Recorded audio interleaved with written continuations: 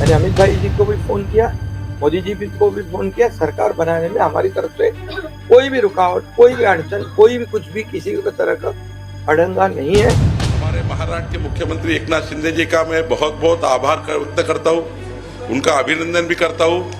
उन्होंने आज स्पष्ट रूप से जो जो लोग शंकाएं ले रहे थे उनकी सारी शंकाएं को निरस्त कर कुछ नहीं बोला है कि हम कुछ भी पद स्वीकार नहीं करेंगे, तो बाहर ही लोग बोल रहे हैं, ये सही नहीं है। महाराष्ट्र चुनाव में महायुति ने शानदार जीत दर्ज की है। बीजेपी 132 सीटें लाकर सबसे बड़ी पार्टी बनी है। महाराष्ट्र के पूरे चुनावी कैंपेन में एकनाथ शिंदे की स्कीमों का जिक्र होता रहा और जीत के बाद पेच सीएम फेस को लेकर बुरी तरह से फंस गया है। कल सीएम एकनाथ शिंदे ने प्रेस कॉन्फ्रेंस कर सब कुछ बीजेपी के ऊपर छोड़ दिया, लेकिन मराठा होने के बावजूद क्या एकनाथ शिंदे सीएम रेस से बाहर हो गए हैं या फिर एकनाथ शिंदे के पास कोई और प्लान है? आखिर महायुति में खींचतान क्यों हो रही है? देवेंद्र फडणवीस या एकनाथ शिंदे या फिर कोई नया चेहरा सीएम बनेगा? महाराष्ट्र का मुख्यमंत्री कौन बनेगा? सब कुछ बताएंगे आपको इस वीडियो में। आगे बढ़ने से पहले आपसे गुजारिश है कि हमारे ऐसे ही विश्लेषण से भरी खबरों को देखने के लिए हमारे चैनल को सब्सक्राइब जरूर करें।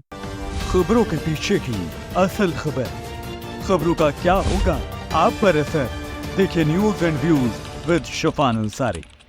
चुनावी नतीजों में महायुति को मिली जीत के बाद महाराष्ट्र की राजनीति में सिर्फ एक ही सवाल गूंज रहा है कि कौन बनेगा मुख्यमंत्री।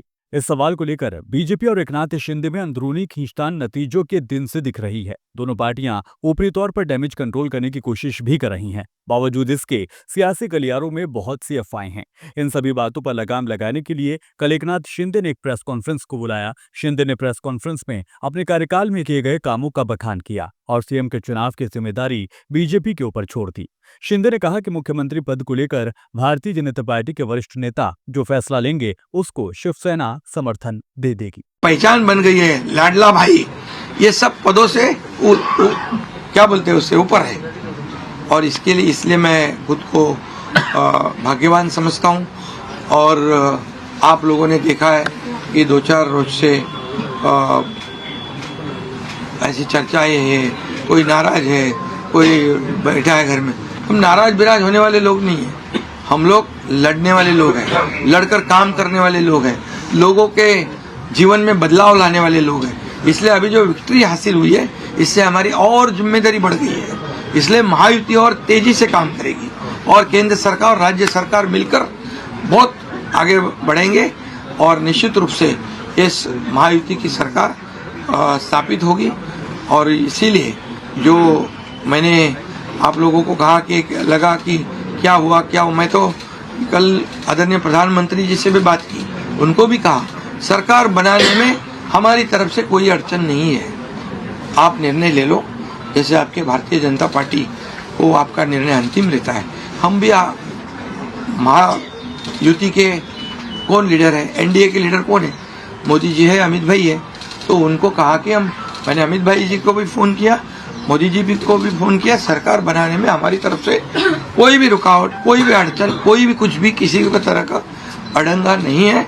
आप बेशक आप निर्णय ले लो, उस निर्णय की तामील हो जाएगी। शिंदे के इस बयान के बाद से गेंद बीजेपी के पाले में जा चुकी है। सबकी नजरें भाजपा पर हैं कि बीजेपी मुख्यमंत्री के लिए आखिर किसे चुनेगी। लेकिन एकनाथ शिंदे ने यहां बड़ी चालाकी से काम लिया है। प्रेस कॉन्फ्रेंस के दरमियान शिंदे ने खुले तौर पर यह बिल्कुल नहीं कहा कि वो सीएम की दौड़ में शामिल हैं या फिर नहीं, क्योंकि शिंदे बार बार अपने द्वारा किए गए कामों का जिक्र करते रहे। खासतौर पर उन्होंने लाडली बहना स्कीम का पूरा क्रेडिट खुद लेने की कोशिश की।